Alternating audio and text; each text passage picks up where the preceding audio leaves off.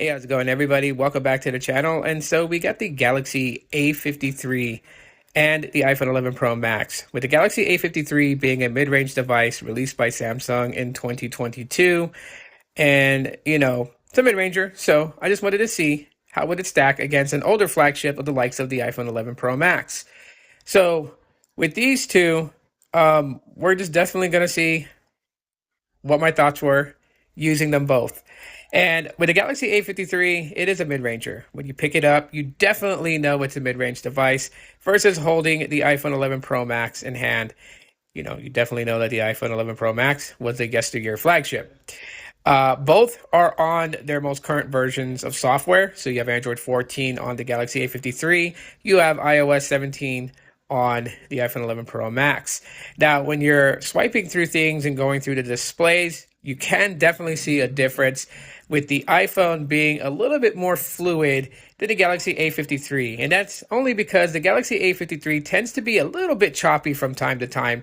So with that being said, you definitely will feel that even an older device can still be much smoother than a newer device.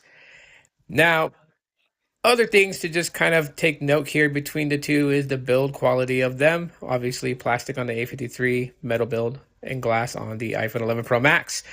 Um, with them, you have one that has LTE and will only have LTE connectivity. The other one has 5G plus. But here is the kicker when it comes to that. Um, I'll run a speed test. Now, this is not to compare, the provider that the A53 is on versus the provider that the iPhone 11 Pro is on.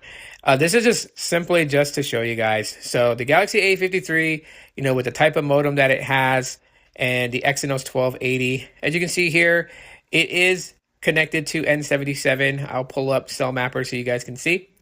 And we're getting close to 100 megabits per second, but like any other device that I have, like my Pixel 7, can go far beyond that on 5G with the visible SIM card inside of it, right? Like I can pull 500 down on the Pixel 7, but on the A53, it's not going beyond 100.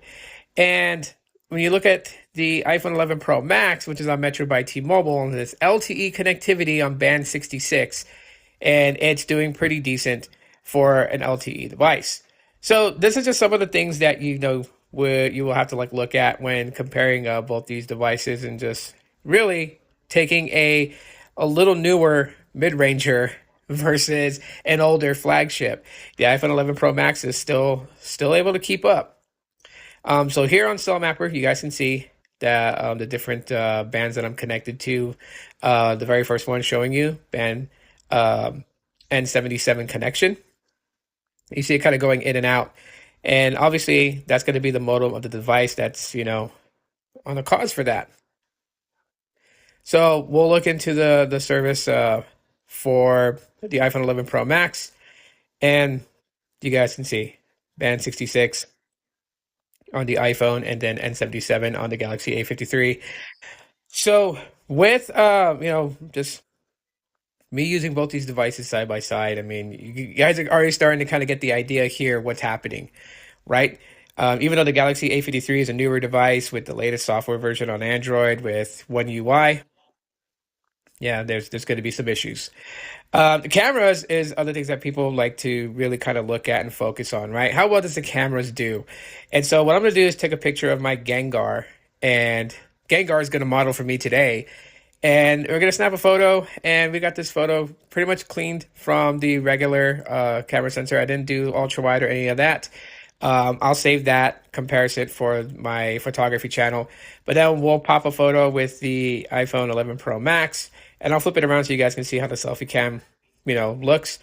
But yeah, so with that there, I'll put them side by side and we'll do a quick glance over, right? Not going to go into full detail and zoom in on the photo or anything like that, but just, an eye shot. You guys tell me in the comments what you guys think between which one did a better job, color representation, detail, shadow. You guys can do that in the comments and let me know. Quite personally, I think the iPhone 11 Pro Max did a much better job than the Galaxy A53 did, but the Galaxy A53 being able to produce that type of photo is pretty awesome. So, in my conclusion to all of this, you can get a mid-range device that's going to have the latest in it, but it is going to suffer compared to a flagship device of yesteryear that may have some outdated hardware, but the hardware that was put in is built to last. So thanks for checking out my quick video.